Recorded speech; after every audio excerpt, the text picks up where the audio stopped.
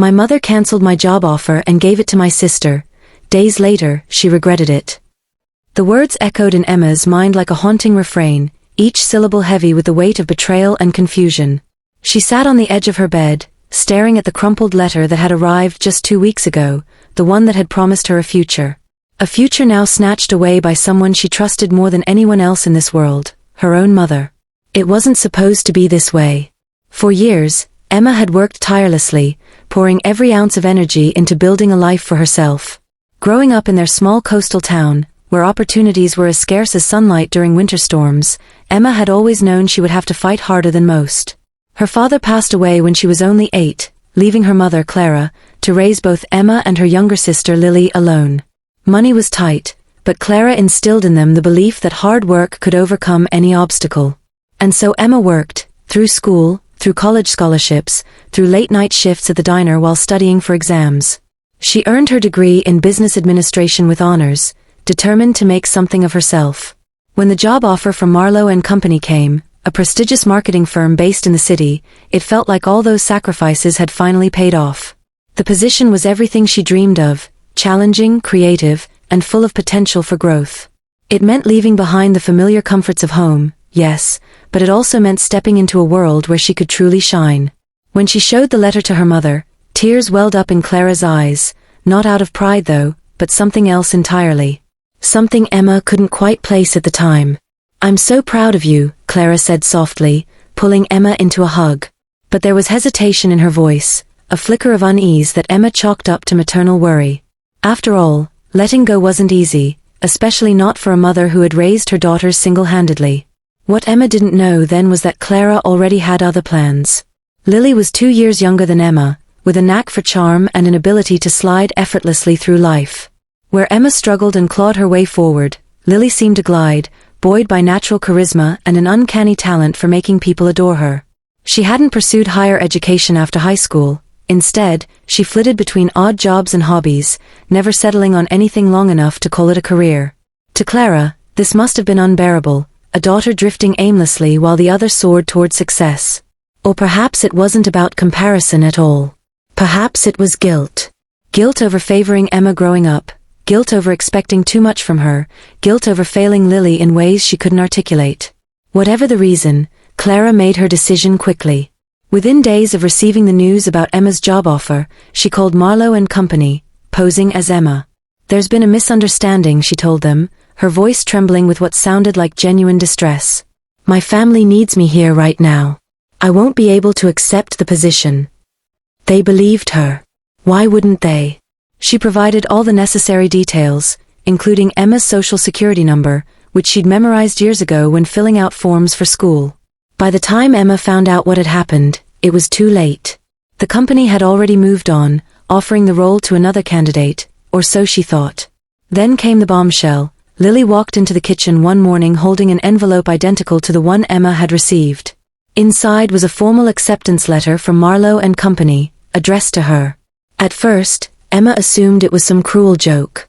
But no, Lily confirmed it with wide-eyed excitement. "Mom helped me apply," she exclaimed, practically bouncing with joy. "Isn't that amazing?" Emma turned to Clara, whose face was pale and drawn, her lips pressed into a thin line. "You didn't think I'd get far without your help anyway," Clara said defensively, though her voice wavered. "Lily needs this chance more than you do. You're stronger, Emma. You'll find something else." Something inside Emma shattered. Not because of the lost opportunity, though that stung deeply, but because of the sheer audacity of it. Her mother had taken away her dream, handed it to her sister, and justified it with lies about strength and resilience. As if being strong meant enduring betrayal without complaint. The weeks that followed were a blur of anger and heartbreak. Emma avoided both her mother and Lily, retreating into silence whenever they tried to speak to her.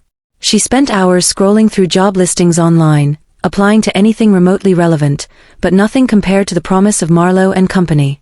Each rejection email felt like salt in an open wound. Meanwhile, Lily prepared for her new role with unbridled enthusiasm, oblivious to, or perhaps deliberately ignoring, the tension brewing around her.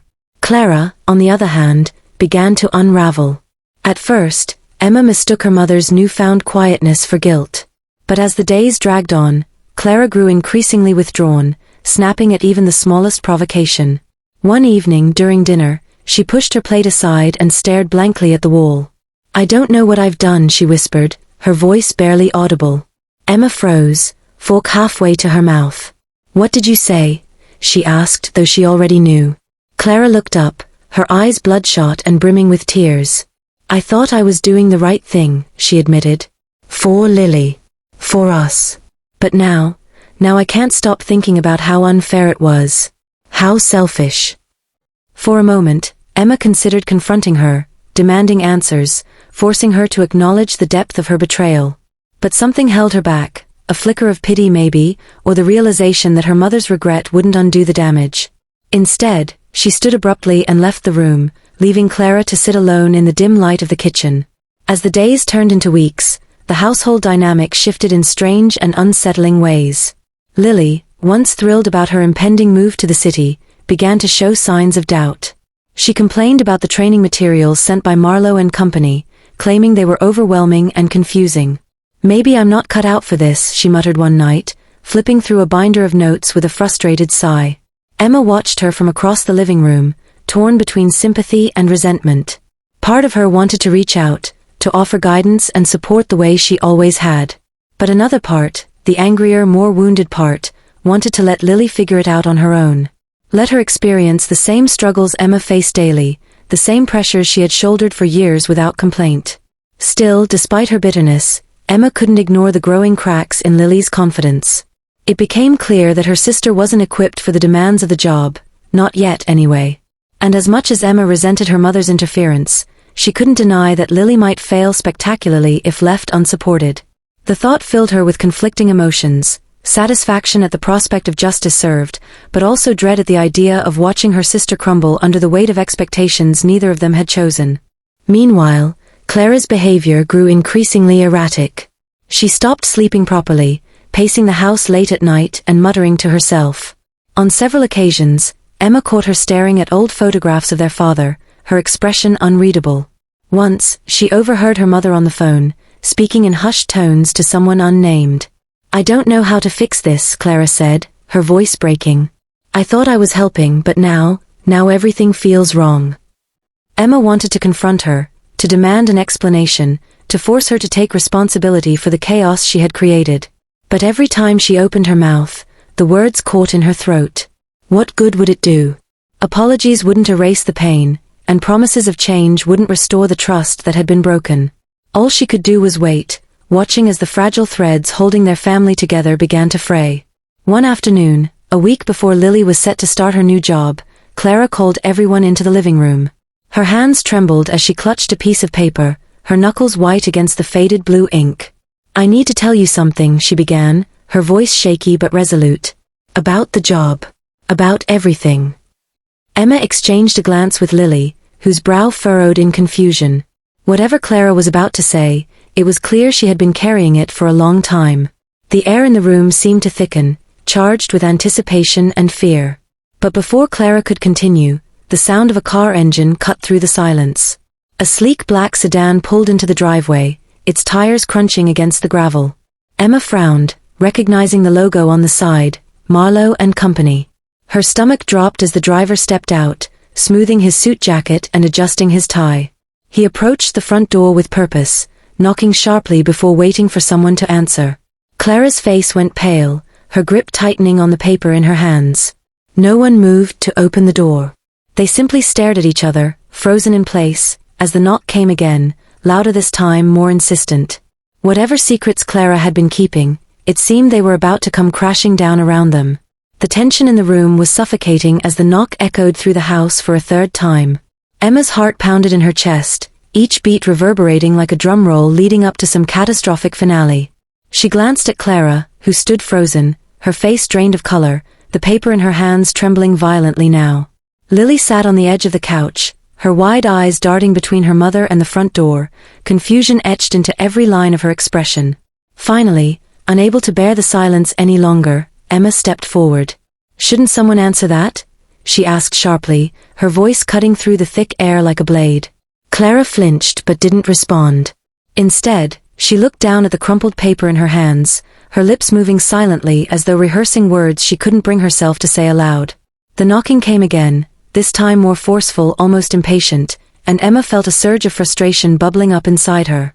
"Fine," she snapped, striding toward the door with deliberate steps. Her fingers curled around the doorknob, cold and unyielding beneath her palm. For a moment she hesitated, bracing herself for whatever, or whoever, was waiting on the other side. Then, with a deep breath, she pulled the door open. Standing there was a tall man in a tailored suit, his posture rigid and authoritative. His sharp features were softened slightly by the polite smile he offered, though his piercing blue eyes betrayed an underlying seriousness. He held out a hand, introducing himself in a smooth, measured tone. "Good afternoon. My name is Mr. Gregory Hensley. I'm here from Marlowe and Company." Emma's stomach twisted into knots. She recognized the name instantly. It belonged to one of the senior executives at the company, someone whose reputation preceded him even before she'd applied for the job. Her mind raced, trying to piece together why he would show up at their doorstep unannounced. Was this about Lily? About the position Clara had manipulated away from her? Or was it something else entirely? Before she could respond, Clara appeared behind her, her voice barely above a whisper. "Mr. Hensley," she swallowed hard, visibly struggling to compose herself. "Please, come in." He nodded curtly, stepping past Emma and into the living room without hesitation. His presence seemed to fill the space, commanding attention even as he remained silent. Emma closed the door slowly, her pulse hammering in her ears. She followed him back into the living room, where Clara had taken a seat on the armchair, gripping the edges so tightly her knuckles turned white. Lily, still perched on the couch, looked utterly bewildered, her gaze flickering nervously between her mother and the stranger. Mr. Hensley surveyed the room with a practiced calm, his eyes lingering briefly on each of them before settling on Clara. "Mrs. Bennet," he began, his tone formal yet tinged with an unmistakable edge of reproach. "I trust you know why I'm here." Clara's jaw tightened, and for a moment, she said nothing. When she finally spoke, her voice cracked under the weight of emotion. "Yes," she admitted softly, her head bowed. "I assumed, after everything." Emma's eyes narrowed as she studied her mother's reaction. Whatever this was, Clara clearly knew more than she was letting on. But what exactly had brought Marlowe and Company to their doorstep? And how much did they know? "I'll cut straight to the point," Mr. Hensley continued, pulling a folder from his briefcase and placing it carefully on the coffee table. "We recently uncovered discrepancies in the application process for the marketing associate position your daughter," he paused, glancing pointedly at Lily, then at Emma, "or rather both of your daughters, were involved in." Emma's breath hitched. She stared at him, her mind racing. Discrepancies? What did that mean? Had someone discovered Clara's deception? Or was there more to it? Clara shifted uncomfortably in her seat, her hands twisting together in her lap. "I understand," she murmured, avoiding his gaze. "And I take full responsibility for my actions." "Actions?" Emma interjected, her voice rising despite herself. She turned to Clara, her anger bubbling dangerously close to the surface. "What are you talking about? What actions?" Clara winced but didn't answer. It was Mr. Hensley who spoke next, his voice steady and implacable. "It has come to our attention that certain irregularities occurred during the vetting process for this role. Specifically, we found evidence suggesting that an individual impersonated Emma Bennet in communications with our hiring team, effectively withdrawing her candidacy without her knowledge or consent." Emma's knees nearly buckled beneath her. Hearing it confirmed, hearing it laid out so starkly, made the betrayal feel fresh all over again. She clenched her fists, fighting back tears as rage and humiliation surged within her. "You knew," she whispered, turning to Clara. "You knew they figured it out." Clara's shoulders slumped, and when she looked up, her eyes were filled with shame. "They contacted me last week," she confessed, her voice breaking. I thought if I handled it quietly, maybe no one would have to find out. Maybe I could fix it before it got worse." "Fix it?" Emma repeated, incredulous. "How do you fix lying to a multinational corporation? How do you fix stealing my future and handing it to someone who doesn't deserve it?" "Emma," Lily cried, her voice tinged with hurt. "That's not fair." "No, Lily," Emma shot back, her voice sharp enough to cut glass. What's not fair is having your dreams ripped away because Mom decided she knew better than me. What's not fair is watching you waltz into a life you didn't earn while I'm left to pick up the pieces." Lily recoiled, tears welling up in her eyes. "I didn't ask for this," she protested weakly. "I didn't know what she did, I swear. If I had known." "But you didn't ask questions, did you?" Emma countered, her tone bitter. "You just took it. You always take what isn't yours." "That's enough," Mr. Hensley interrupted, his voice firm but not unkind. He opened the folder on the table and extracted a document, sliding it across to Clara. "As I was saying, these irregularities have serious implications, not only for the integrity of our hiring process but also for those involved. We've conducted a thorough investigation, and based on the findings, we've decided to rescind the offer extended to Miss Lily Bennett." Lily gasped, her hands flying to her mouth. "What? No, that can't be right. You can't." "I'm afraid it's non-negotiable," Mr. Hensley replied, his tone leaving no room for argument. "However, given the circumstances, we're prepared to extend a revised offer to Miss Emma Bennett, contingent upon her willingness to reapply formally and undergo additional screening." Emma blinked, stunned. The words barely registered, her mind struggling to process what he was saying. A second chance? After everything? She wanted to feel relief, gratitude, anything, but instead she felt hollow, as though the ground beneath her feet had shifted too many times to ever feel stable again. "And as for you, Mrs. Bennett," Mr. Hensley added, fixing Clara with a steely gaze, "your actions constitute a breach of ethics that cannot go unchecked. While we won't pursue legal action at this time, I strongly urge you to consider the impact of your decisions, not just on your daughters, but on yourself as well." Clara nodded mutely, tears streaming down her face. She looked smaller somehow, diminished by the weight of her mistakes. For the first time, Emma saw her not as the indomitable matriarch who had raised them single-handedly, but as a flawed, broken woman grappling with the consequences of her choices. Silence fell over the room, heavy and oppressive.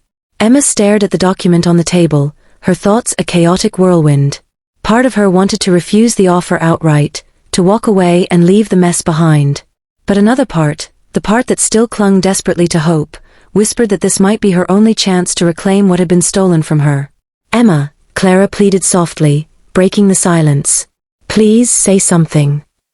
Emma turned to look at her mother, her expression unreadable. There was so much she wanted to say, so much anger and pain bottled up inside her. But in that moment, all she could manage was a single quiet question. "Why?" Clara hesitated, searching her daughter's face as though hoping to find forgiveness there. When she finally spoke, her voice was raw with emotion. "Because I was scared," she admitted. "Scared of losing you both. Scared of failing you the way I failed your father. I thought if I gave Lily this opportunity, it would make things right. But I see now that I only made everything worse." Emma didn't respond. She simply turned away, her gaze drifting back to the document on the table. The room felt smaller somehow, the walls closing in as the weight of the situation pressed down on her. She knew she had a decision to make, one that would shape not only her future but the fragile bonds holding her family together. But as she stood there, caught between fury and uncertainty, one thing became painfully clear: forgiveness wouldn't come easily. And neither would redemption. Emma stared at the document, her mind a storm of conflicting emotions. Finally she spoke, her voice steady but laced with resolve. "I'll take the offer," she said, looking at Mr. Hensley. "But on one condition: Lily comes with me." Lily's head snapped up, her eyes wide with shock. "What?" "Emma, You're not ready for this job alone," Emma interrupted, her tone firm but not unkind. "If you really want it, you'll learn. From me." Clara looked at Emma, tears streaming down her face. "You'd do that? After everything?"